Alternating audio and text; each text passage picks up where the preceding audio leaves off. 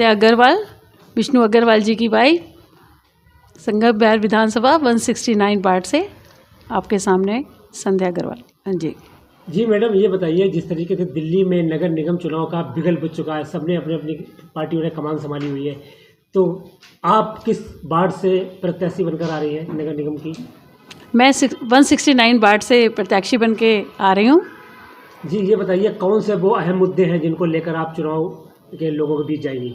जी, Congress party के तो अपने किए हुए पुराने ही मुद्दे हैं जिनको हमने लोगों को, जनता को बताना है और उनको याद दिलाना है। क्योंकि जैसे कि मैं आपको बताती हूँ कि यहाँ पर केजरीवाल की जो जीते थे हमारे काउंसलर उर्मिला यादव जी, उनका खेल देख के आ रही हूँ।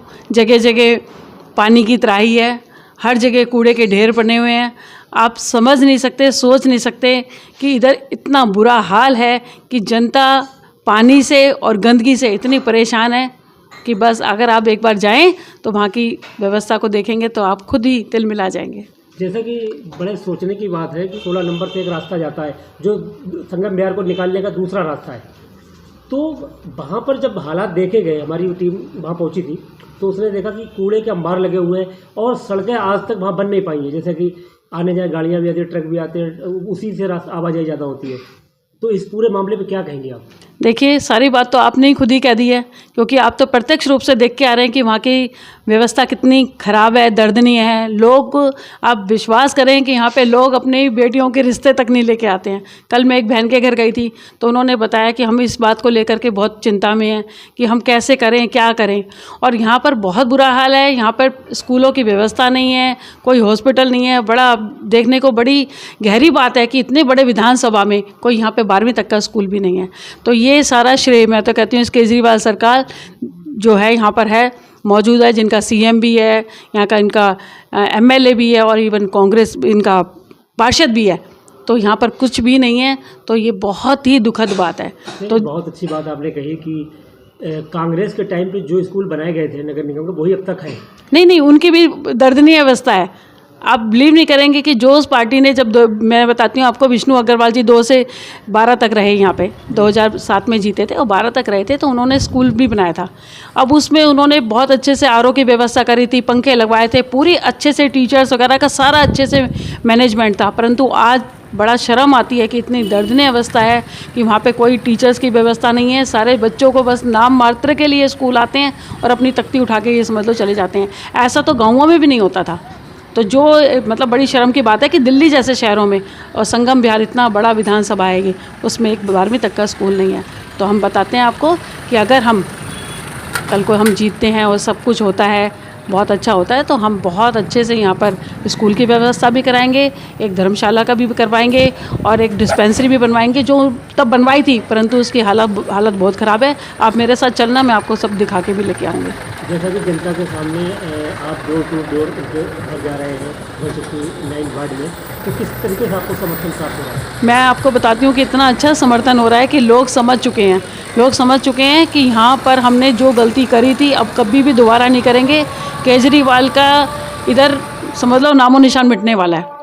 हर घर के अंदर पानी की त्राही मची हुई है। जो उन्होंने कहा था कि हम 700 लीटर पानी फ्री देंगे, पानी फ्री तो क्या है, यहाँ पर इन्होंने बहुत बुरा हाल कर रखा है। भाई साहब, पता है, शर्मिंदगी वाली बात है कि घर घर में, जिनके घर में कोई भी आय नहीं है, 10,000 रुपये भी लोग कमा के महीने के लाते हैं, परंतु उनको अपने कुछ इस सैलरी में से काफ़ी ज़्यादा हिस्सा पानी के अंदर देना पड़ता है, तब जाके उनकी व्यवस्था होती है। सर, सबसे पहले अपना परिचय दें। मैं विष्णु अग्रवाल, बदरपुर जिला कांग्रेस कमेटी का अध्यक्ष हूँ। संगम बिहार विधानसभा क्षेत्र के अंदर रहता हूँ। जिस तरीके से दिल्ली में नगर निगम चुनाव को लेकर बिगुल बज चुका है, सारी पार्टियों ने अपनी अपनी कमान कस ली है, तो क्या लगता कि अगर हम बात करें संगम बिहार विधानसभा की 169 वार्ड की, जिसमें लेडी सीट हो चुकी है, तो आप अपनी संध्या अग्रवाल को मैदान में उतार रहे हैं, तो किन मुद्दों को लेकर आप जनता के बीच जा रहे हैं? देखो, मैं आपको बताऊं, दिल्ली प्रदेश कांग्रेस कमेटी के अध्यक्ष आदरणीय श्री अनिल चौधरी जी के नेतृत्व में और दिल्ली कांग्रेस के में आदरणीय श्री राहुल गांधी जी के नेतृत्व में दिल्ली के अंदर चुनाव होने जा रहा है। दिल्ली के अंदर जो आज यात्रा चल रही है देश के अंदर, भारत जोड़ो यात्रा, उसका इफेक्ट भी हमें यहाँ पे देखने को मिल रहा है। क्योंकि मैं प्रैक्टिकल आदमी हूँ और मैं आपको बताता हूँ आपके चैनल के माध्यम से कि मैं दिन के 5-7 घंटे आम पब्लिक के अंदर रहता हूँ कम से कम। किसी गली में किसी के घर पे मेरा आना जाना लगा रहता है और यहाँ जो मेरा प्यार है मेरे को जो देते यहाँ की जनता, यहाँ के मेरी बहनें और भाई और मेरे बच्चे, और इस तरीके से देते हैं कि मैं जब घूमता हूँ तो मेरे को कितने बच्चे टोक के कहेंगे वो अग्रवाल अंकल जा रहे हैं, जिनकी उम्र 10-10 साल की होती है। तो अच्छा स्नेह प्यार मिल रहा है। और हाल तो संगम विहार के बारे में मैं थोड़ा सा बता दूँ आपको। वार्ड 169 से मेरी धर्मपत्नी श्रीमती संध्या अग्रवाल कांग्रेस पार्टी से टिकट मांग रही हैं। एक आध दिन में टिकट अनाउंसमेंट हो जाएंगे, जो भी पार्टी का निर्णय होगा हमें मान्य होगा। लेकिन मैं आपको बिल्कुल दिल से और दिल की गहराइयों से बताना चाहता हूं कि संगम विहार के अंदर जब से आम पार्टी के विधायक, सीएम और यहाँ की जो निगम पार्षद थी उर्मिला यादव जी आए हैं, इस संगम विहार की दुर्दशा ऐसी बुरी कर दिया कि पानी माफियाओं का जाल बिछा के इन्होंने रख दिया है कि पानी माफिया घर घर से 200 रुपये घंटा पानी लेकर के और लोग पानी पी रहे हैं। संगम विहार क्षेत्र के अंदर मैं बताता हूँ आपके न्यूज़ चैनल के माध्यम से कि संगम विहार में हमारी गरीब तबके की आबादी है।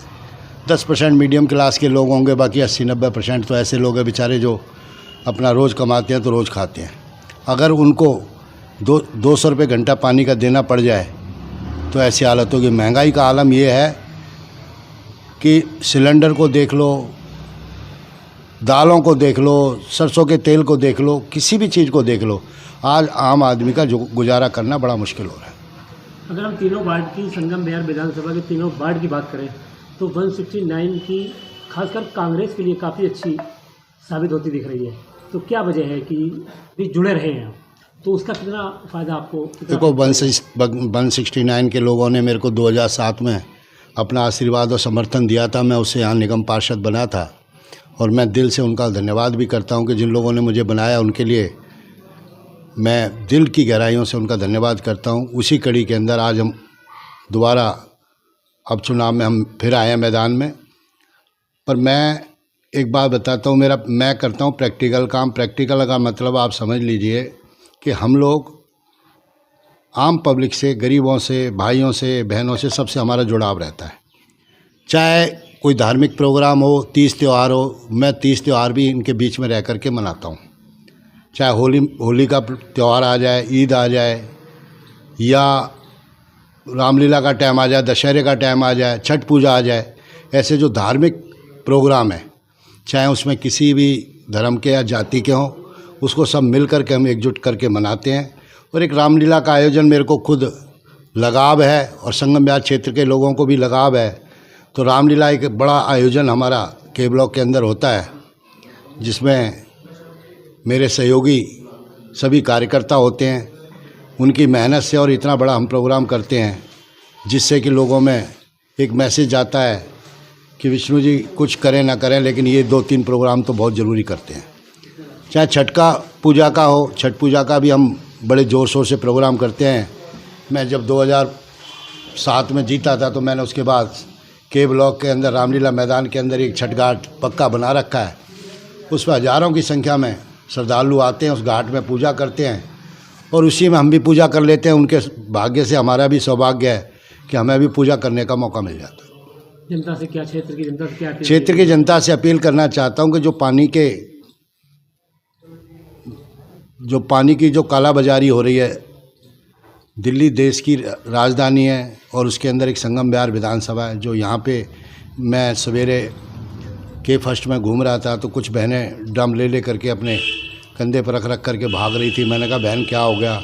कह रहे भैया पानी का टैंकर आ रहा है और उससे पानी लेना है।